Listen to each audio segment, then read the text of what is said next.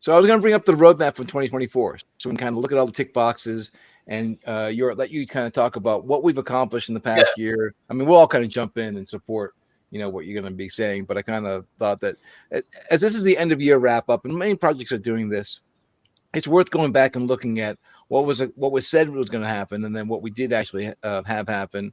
And I kind of like where we landed. So let me bring that up, and I'll zoom in a little bit, see if that allows for it. Yeah, maybe you can also directly tie into what Ron basically said, right? So at the beginning of the year, our entire stack was basically built on AWS, right? So it was a centralized stack, but it still contained all of the features we developed over the years on the pixel streaming side, right? So we were able to do the authentication, we're able to handle very low latency pixel streaming, embedding that cross-channel, etc., etc. However, the only thing that was missing was the DePIN part, right? Which we did kind of like anticipate on, but we were in the years before, we kind of anticipated, okay, DePIN is going to be a long journey ahead.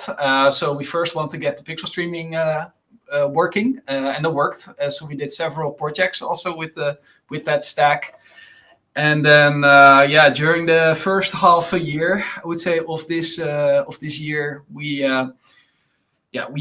kind of like rewrote the SDK to also match the new paradigm, the new vision we had on building actually for a cloud gaming ecosystem. So one thing that we also noticed is, okay, there is cloud gaming, and it's very nice. That means that your AAA games can run on every device, right? But the problem is that the game engines themselves, they don't support out of the box a developing environment or a dev or a test environment to be able to quickly test out the responsive games and the cross-device games you're building.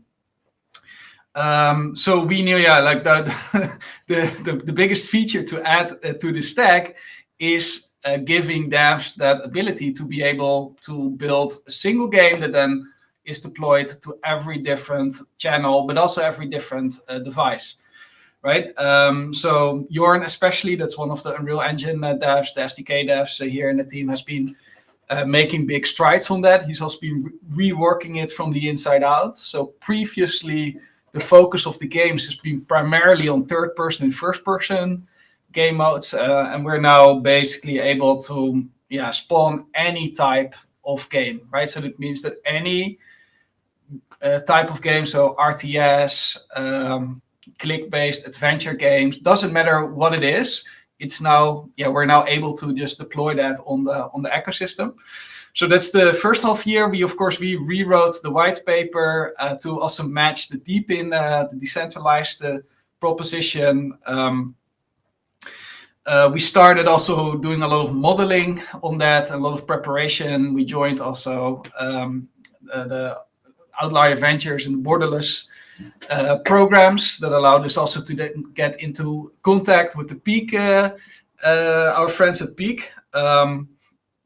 So more on that later, maybe not for this call, maybe in a future call. But you know what's interesting, I went back and looked at my notes. Our first conversation with Peak was all the way back to May 3rd. So we've been talking to them, 7, 8 months now. We've actually been talking to them before we got into the Outlier Ventures program, right? Oh, right. We got into the Outliers and then we reconnected with them. That's right. Because of course, building this. We met them in Dubai, didn't we?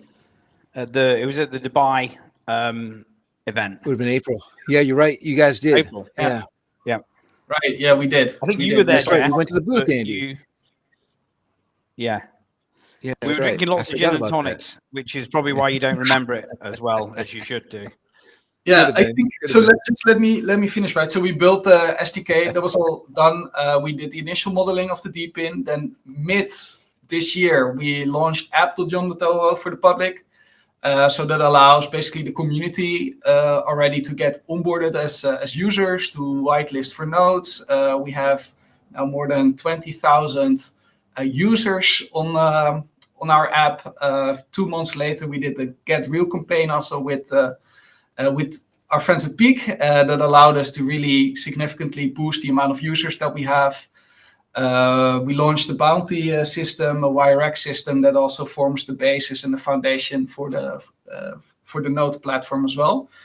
In the meantime, on the background, we did at the Singapore, the Solana Breakpoint event, Jeff, with support also from the back office, from the devs here at the office, we basically deployed a private node in a private network at Singapore, in Singapore at the event. That was a massive success. So we had a lot of people playing AAA games on their mobile phones.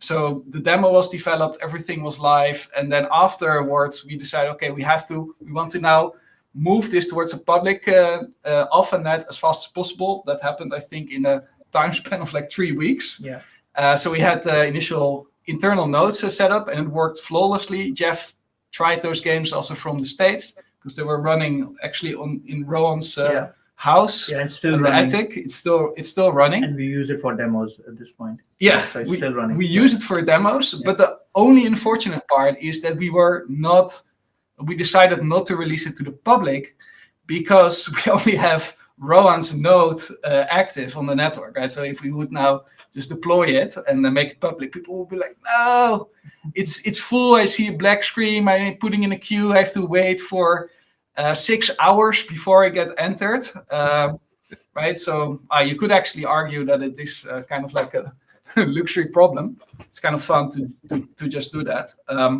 But we decided against it, and we basically said, okay, we want to run some more public nodes. So aside from the internal test node that Ron is running, we have now invited several users also to start testing. So that includes people from Uruguay, from Japan, of course, from the Netherlands, from all over the world. So that's really exciting, and I think that kind of like now bash into the 2025 roadmap. YOM.